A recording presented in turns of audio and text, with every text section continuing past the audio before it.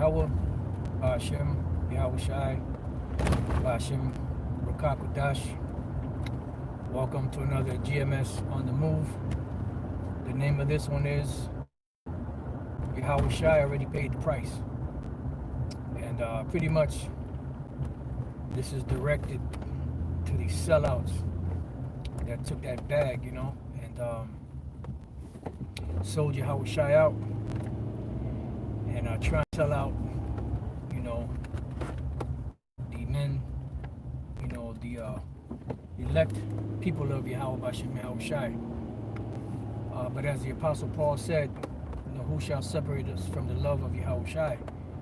And he listed a bunch of scenarios of things that would not be able to separate us from the love of Yahawashi. And truly, if we are the elect, we will not be separated from Yahawashi because the foundation of the elect has been cemented from the beginning. This is, dealing with the men of the elect. This is a body, which is the church, which the word church from the word ecclesia, which means to call out. The body has been called out to come together, excuse me, and to teach this word and this doctrine for the purpose of edifying the building and keeping the building maintained through the economy that the Lord Yahawashi gave us, which is the words that are written in this Bible that are more precious than gold and silver. I looked up this word earlier, the word clergy. Now, clergy, you could say this is a clergy also, because it's a gathering. I looked up the word clergy. It goes back to the Latin clericus, which goes back to the Greek kleros, which means lot, L-O-T, lot. So the clergy is the lot of the Lord's building or the Lord's church that have been selected and pulled into this building to be protected from what's coming and to keep that building maintained. And what these sellouts are trying to do is they're trying to, along with Esau, they're trying to distort and pull away the elect from Yahawashi. But as we read in the book of Revelation, I believe it's the 15th chapter, where it speaks about the 144,000, and it speaks about them being virgins. And how were they made virgins? Well, they were made virgins, by the teachings of Yahawashi, and these teachings are pretty much molding us to the character that the Lord wants. So when he comes back, his bride can be ready and prepared, So the virgin part means that they were untouched by the strange woman or the strange philosophies of this world. And I believe Elder Yashawamba had brought this out a while ago.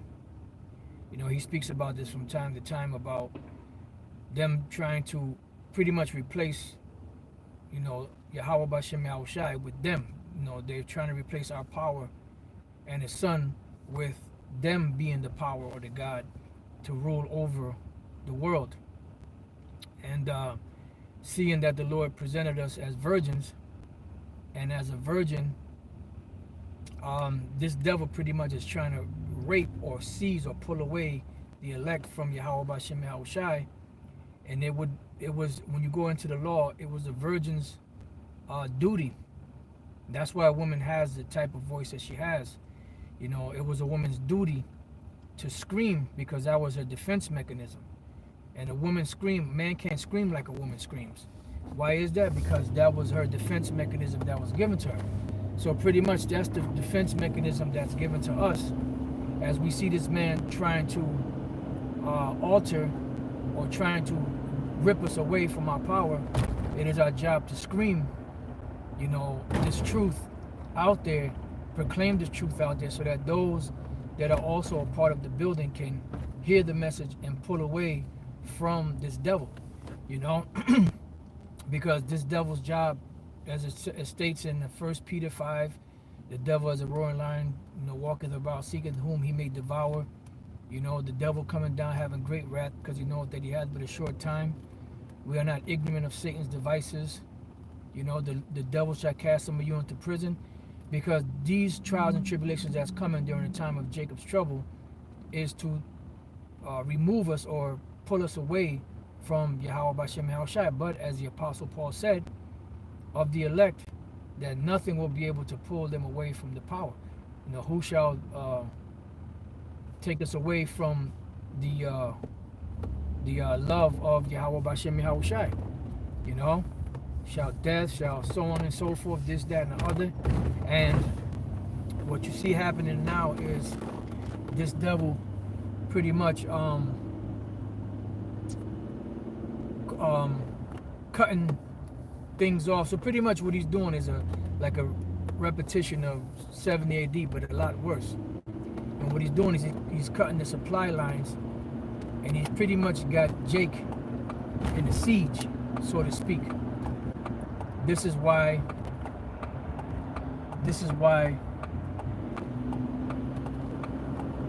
they dangled that carrot of the stimulus package in front of Jake all the way until now, and are cutting benefits and unemployment benefits and so forth to get Jake to be in a desperate situation, in a desperate mode, in a desperate way, so that they can accept whatever Esau gives them in order to get that carrot, which is the stimulus package, which is money, which is aid from the government to sustain Jake, to be able to, so Jake can feed themselves, feed their family, keep themselves clothes, keep a roof over their head, keep a job, keep their car, be able to put gas in their car, be able to go to the grocery store, buy stuff.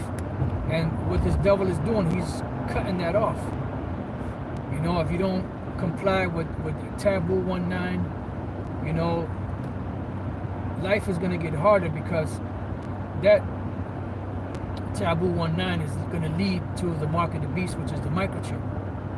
And as you see everything being cut off, it's all heading in that direction, to where now they're saying, well, the government is not going to force you to take this, but the companies are going to do it, the businesses are going to do it. But guess who owns those businesses? Who owns those companies? The international banking families who are pushing the agenda of the New World Order. They own the corporations that pay the government to pass certain legislation to benefit them, so that they can continually give monies to the government to keep it in operation, funding certain individuals,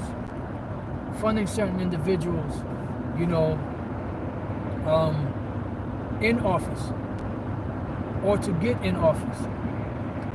So pretty much they have the game on lock, for lack of better words. So it's all pushing towards that. And these sellouts of Israel, dealing with the Israel, because them pork chop eating preachers, the hell with them. Them guys are gone. I'm talking about the ones that know that they're Israelites. They're using them, and they're pushing that agenda of the so-called elite hard, because their job is to lead as many to destruction as possible, like the scriptures speak about, and many shall follow their pernicious ways. And they're gonna, if you follow these guys, you're gonna be slaughtered.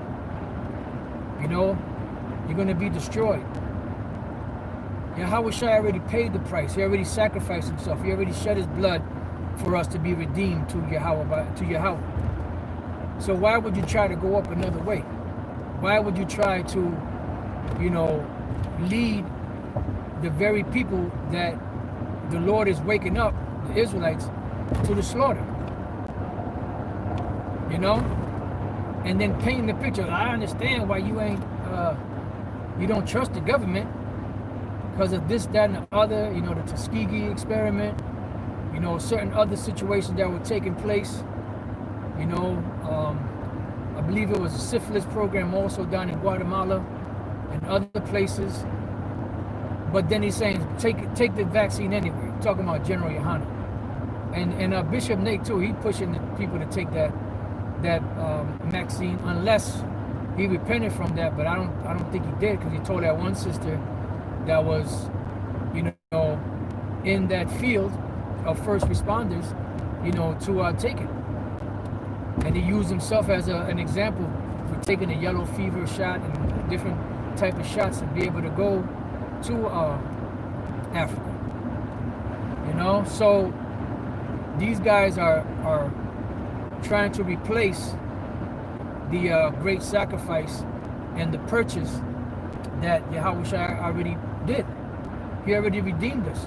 All we have to do is wait for him to come back and deliver us. The scriptures say that the angels of the Lord, are encamp around the righteous. And it also says that his angels keep thee, lest you dash your foot against a stone.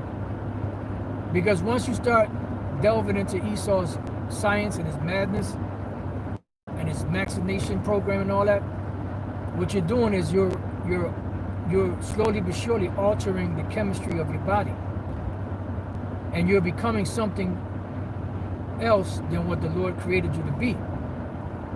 And although they're making it sound good, somebody that has a loved one that might have dementia or Parkinson's disease or can't walk or might have certain ailments that they can't cure because it begins with diet, then they'll be willing to sacrifice that in order for their loved ones to get better, or in order for them to get better, not trusting in the Lord Yahawashi. See, so Yahawashi already paid the ultimate price.